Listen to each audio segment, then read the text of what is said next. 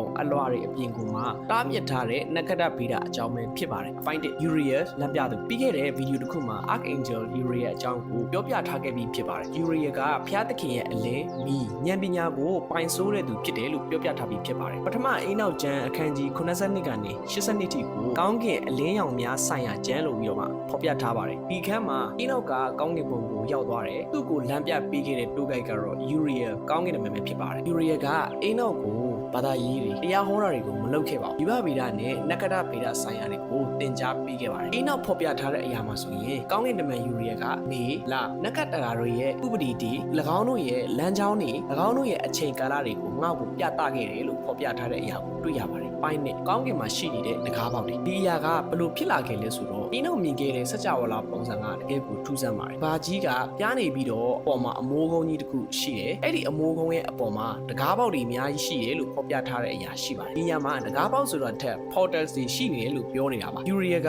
ဖော်ပြထားတဲ့အရာတစ်ခုရှိပါတယ်။နေမင်းကြီးကအရှိဘက်တကား6ပေါက်အနောက်ဘက်မှာတကား6ပေါက်ရှိတယ်လို့ဖော်ပြထားပါတယ်။ဒီအရာတွေကဘာလို့ဆိုလို့လဲဆိုရင်ယာတီဥတုတွေကိုဆိုလိုနေတာဖြစ်ပြီးတော့တွင်ယာတီမှာဘယ်တကားကထွက်ရမလဲစောက်ယာတီမှာဘယ်တကားကဝင်မလဲဆိုတဲ့အရာကို